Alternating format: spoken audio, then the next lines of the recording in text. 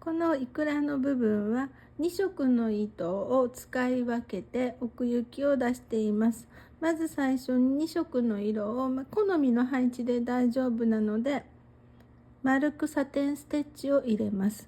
そして少しこの布が見える隙間ができると思いますので、その隙間をイクラの周りにアウトラインステッチで丸く囲います。全部丸く囲わなくても半分ぐらいだとか4分の3ぐらいだとかで囲ってみるといいと思います。糊のところはチェーンステッチで刺繍しています。鉄火巻きの動画でチェーンステッチの糊のご説明をしていますので、ご参考になさってください。そしてすでに2色のイクラの色なんですけれども、もうそのうちの1色でサテンステッチを入れてみました。あと12345、あと5個を2色目の配色で丸くサテンステッチを入れていきます。真ん中を入れてから両サイド半分ずつ半円を作っていきます。左側を作っていきます。で、ちょっと隙間が空いたなって思ったらまた戻ってその隙間部分を埋めたらいいと思います。できるだけ丸くなるように頑張って入れていきましょう。あと一つ。そしたら反対側に戻って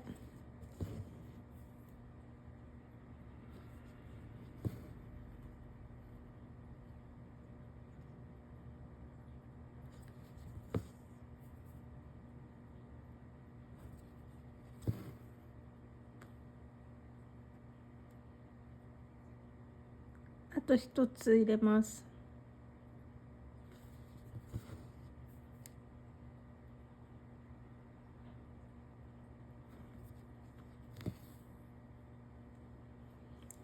はい、このような感じで丸くサテンステッチが入りました。じゃあ残りの丸も入れていきましょう。サテンステッチが仕上がりましたので、次はこのように隙間があるところにアウトラインステッチ、今度は刺繍糸1本取りでアウトラインステッチで囲っていきます。全部囲わなくても、囲えるところまでで大丈夫です。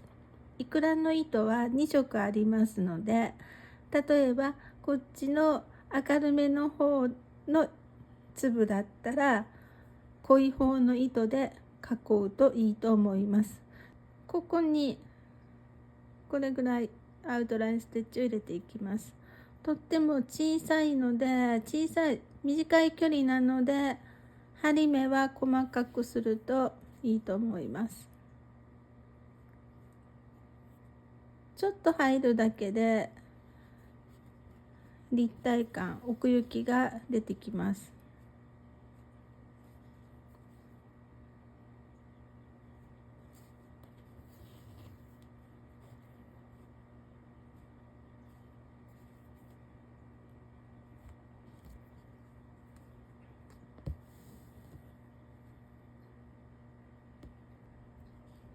どうしてもその方のサテンステッチの大きさが大きくなったり小さくなったりすると思うので、こんな感じで全て、アウトラインステッチで囲ってみてください。きゅうりの皮をアウトラインステッチで刺していきます。内側のシルエットに沿ってアウトラインステッチをずっと、そして折り返してもう一度戻る。アウトラインステッチは左から右のステッチなので、このように左からのスタートになります。4 ミリぐらい進んで2ミリすく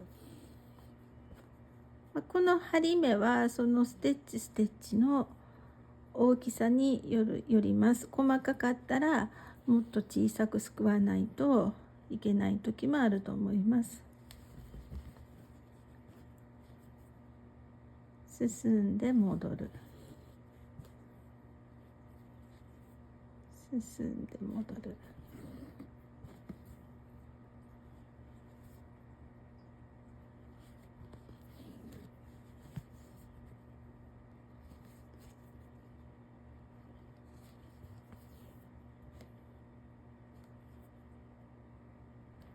はい、それで最後は最終に針を落として、これでいくらの薄しの刺繍が仕上がりました。